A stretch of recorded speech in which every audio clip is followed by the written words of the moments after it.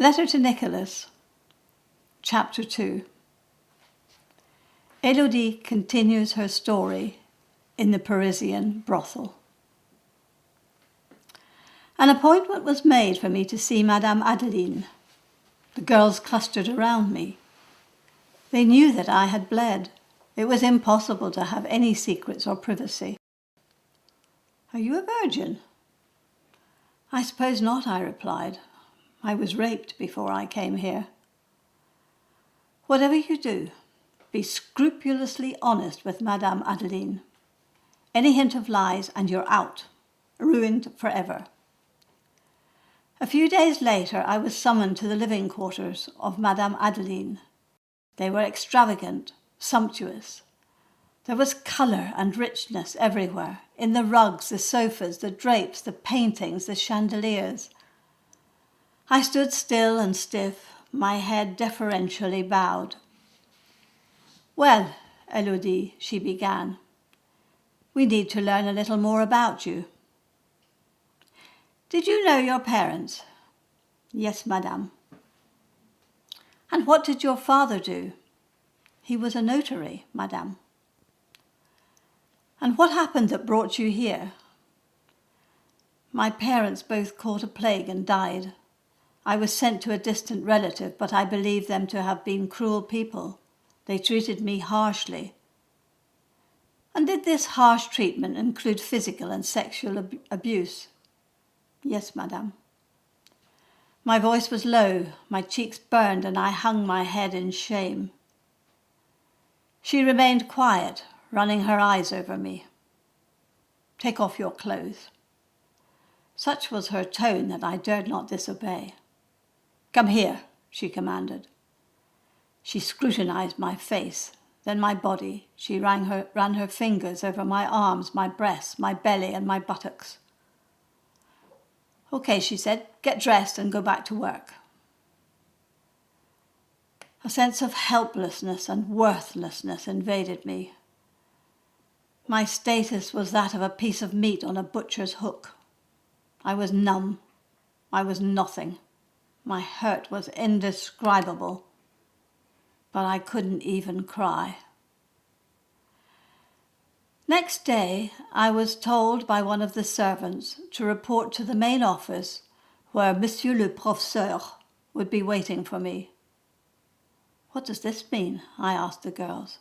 "Le berceau," the cradle, came the reply. "You're going to be impregnated to bear a child for someone important."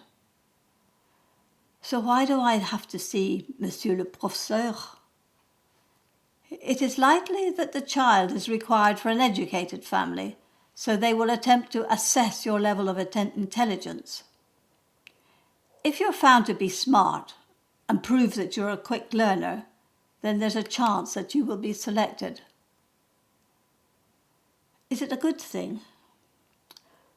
"For the most part, yes. If you fall pregnant, you will have an easy life for 9 months. These families pay a fortune for this kind of service. You will not be allowed to work for fear of miscarriage or catching a venereal disease. Most often the family wants a male heir, so if you produce a boy, everyone is happy. Female babies are taken away and sold. You must steel yourself for this moment of separation. It is heartbreaking." "But why don't they just have a baby themselves?" The girls laughed at my naivety. "Because they can't. Some men and women are infertile. Most often it's the woman who is blamed." "So what will happen to me?" "You will be taken to one of the bedrooms where you will be stripped naked and blindfolded. The gentleman enters the room accompanied by Madame Adeline.